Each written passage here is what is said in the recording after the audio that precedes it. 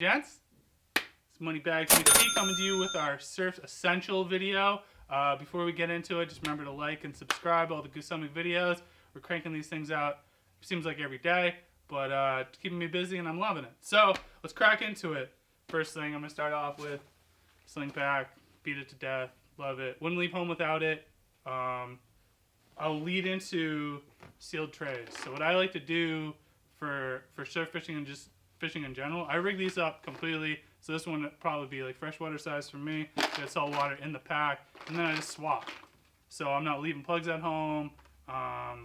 Saving my butt. So love this guy. Live with it. Other thing, I don't really go fishing during the daytime too much. But people always sleep on being prepared, staying hydrated. If you're going fishing here on the beach in the summertime, it could be like 85, 90 degrees. You gotta keep a water bottle on you. Also, my fire and Irish skin will be sunburned so fast you don't even know. I just go from clear to red. So keeping like some nice SPF, like 10,000 for me, or 30 here was always good to keep that in your pack as well. We always talk about how fishing dawn and dusk is probably the most effective times. What is also out at dawn and dusk? Mosquitoes, no-see-ums. The first time I fish in the summer and I forget my bug spray, I always regret it. It'll ruin your fishing experience. Like, you can't cast because the no-see-ums feel like they're like under your skin. It is the worst, especially on non-windy days. Every Cape resident knows no-see-ums are brutal, greenheads. So never leave your bug spray at home.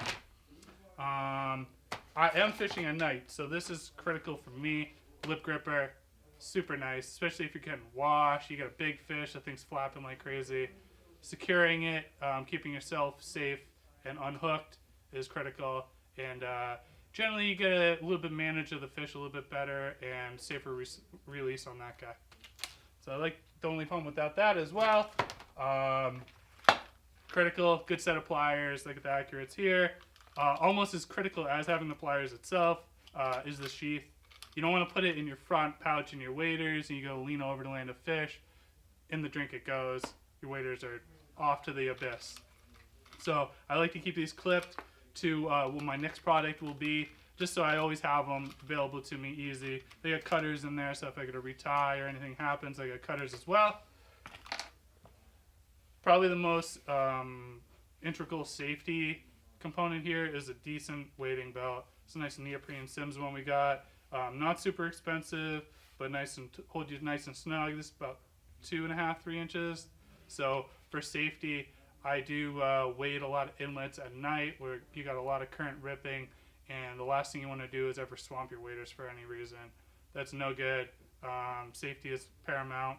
That comes in more important than catching fish. So I wouldn't really go saltwater fishing without a decent wading belt. Stock ones are good. Improved ones are much better. Your life depends on it. It's good to have. So also, just in case I will forget my sling pack from time to time, I will hide a couple plugs on myself. So these are like my two must-haves. I feel like if I had either one of these, I would be fine for surf fishing for a couple hours. If I forget my bag for whatever reason, if I got a white bucktail, an SP minnow, I'm good. So I'll hide these in my Jeep on myself just so I got a backup. Unfortunately, I don't have my headlamp, which is the number one thing, but some kind of decent lighting source. I've got a little flashlight here. I always keep a backup set of batteries in my glove box, just in case I get out on the beach, my headlamp dies, I'm not stuck in the dark.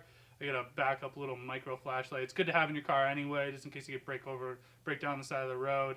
Good to have. Those are kind of like my top, under a dozen surf essentials. If I'm hitting the beach, I'd really like to have all these things in my pack.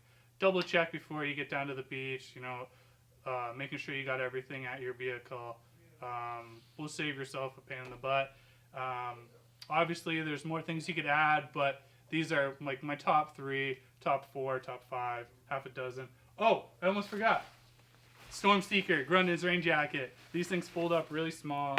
My best fishing days can be the crummiest days. So this rolls up nice and small.